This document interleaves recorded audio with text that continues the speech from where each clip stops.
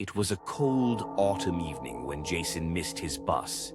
He'd been running late all day, and despite his best efforts to catch the last bus home, he reached the station just in time to see it pull away in the distance. Frustrated and tired, he stood there for a moment, wondering what to do. It was already well past midnight. The city was quiet, empty. Most people had already gone home, and the streets were deserted, save for a few stray cars that sped by in the distance. But then, as if by some strange coincidence, another bus pulled up at the station. The bus was older, its headlights dim and flickering, like it hadn't been in service for years. It was strange because Jason knew the last bus had already left, and this one wasn't supposed to be coming at all. Yet there it was, its doors opening with a soft hiss, as if inviting him aboard. The driver, a tall man wearing an old uniform that looked out of place, waved at him. "You need a ride?" he asked, his voice a low rasp. Jason hesitated for a moment. Something about the driver seemed off. But he was tired, and the thought of waiting another hour for the next bus was unbearable. Besides, the bus was right there, and it was his only option. He stepped forward, dragging his tired feet. "Sure," Jason replied, trying to shake the unease that gnawed at him. "Thanks."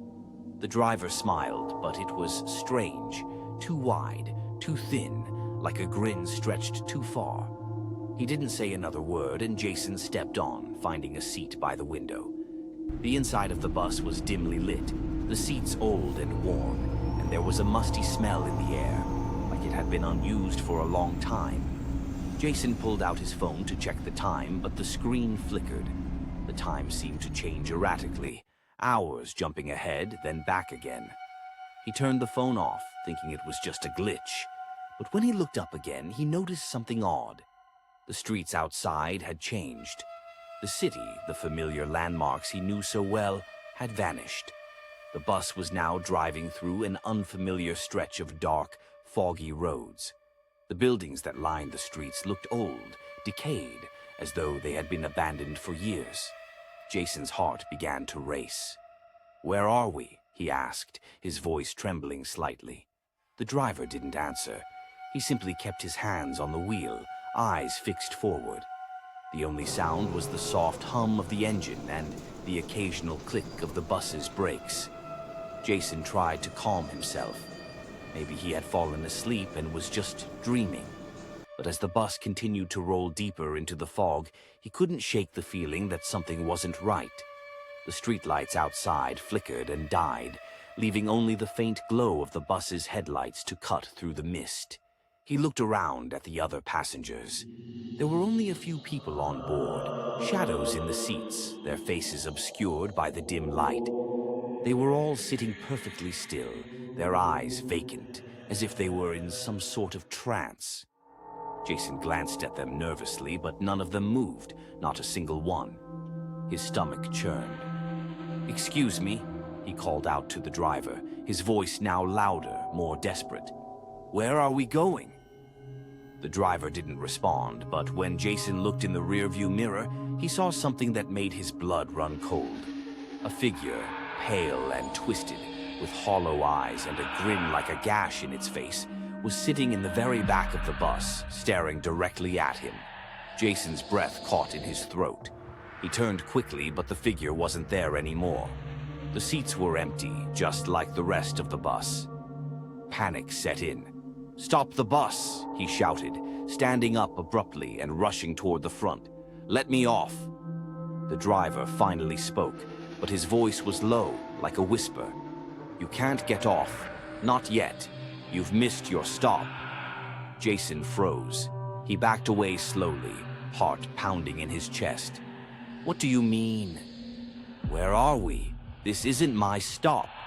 The driver turned his head toward Jason, and for the first time Jason saw his face clearly. His skin was deathly pale, his eyes pitch black, with no whites at all. His smile widened unnaturally, stretching across his face, showing rows of sharp, jagged teeth. "This is the last bus," the driver whispered, his voice like a rasping wind. "And it doesn't take you home." The bus screeched to a halt, throwing Jason forward. He stumbled, trying to grab onto the seat, but when he looked out the window, his stomach dropped.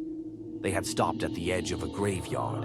Ancient tombstones rose from the ground like jagged teeth, bathed in an eerie, cold light.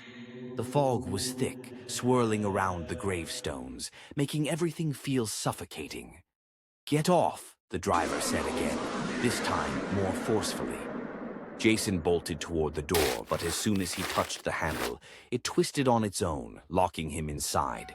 His heart raced. He pounded on the door, yelling for help, but the bus remained silent, as if no one could hear him. Through the windows, Jason could see shadows moving among the graves, figures pale and gaunt, with hollow eyes. They were approaching, moving closer, inching toward the bus. "No," Jason gasped, backing away. "Please, no." The driver's smile never wavered as he turned the bus around, heading back into the mist. "This is where it ends," he said softly, his voice filled with finality. Jason looked out the window once more. The figures were getting closer, their twisted bodies slowly closing in on him, their whispers filling his ears. And then, with a final screech of the brakes, the bus plunged into the darkness, leaving nothing behind but the fog and the empty roads.